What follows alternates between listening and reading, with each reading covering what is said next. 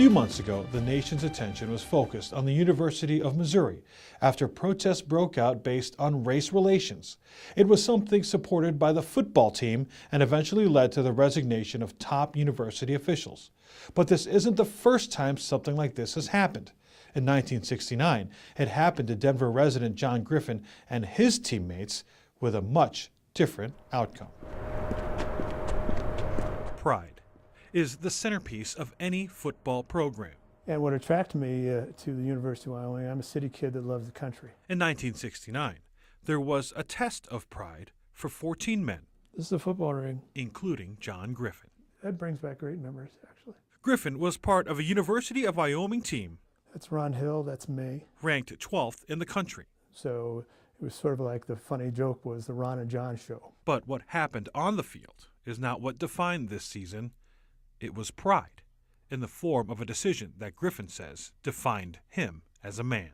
We made a decision based on what we thought was right. The team's 14 black players wanted to wear armbands during their game against Brigham Young University because at the time, the Mormon Church did not allow black clergy. You know, it was a simple thing to wear an armband. Griffin says they approached Coach Lloyd Eaton the night before the game, wearing the armbands, to ask for permission.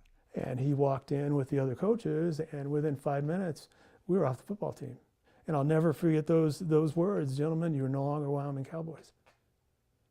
And we sat there in silence and we all looked around, what?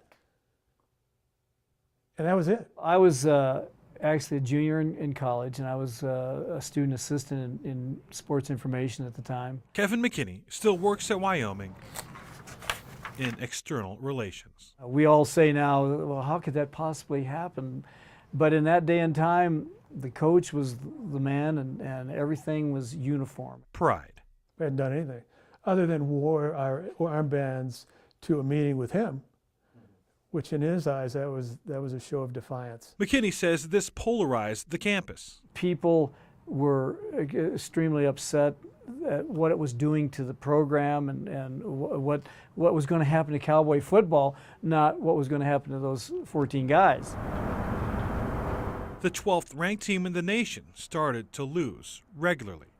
Protesters around the nation targeted Wyoming, and these players became to be known as the Black 14. It was to be a year to remember at the University of Wyoming. A turning point in school history, the beginning of a dark time, McKinney says, for Wyoming football. Wyoming was off limits to black players. Black student athletes were not going to come here.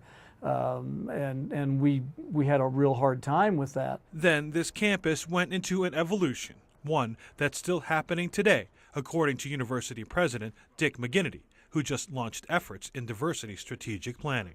Human nature changes very, very slowly. It takes generations. When football and protests once again mixed this past fall at the University of Missouri, Griffin says it felt like 1969 again, except much different. I mean, look what happened at the University of Missouri a month or so ago, where the black athletes rose up to in sympathy with the student body. We didn't support them like they should have been supported. Missouri did, and our president resigned over it. Now the Black 14 are celebrated for their strength, remembered through a sculpture in the student commons. While it was very difficult for those 14 kids, I think they could look back and say, you know what, we did make a difference. Griffin and a teammate were recently honored at an official university president's dinner. The reception and the respect for those individuals was quite remarkable, I just have to say. We got a standing ovation. Talking about a surreal moment in time. That was a surreal moment in time for us.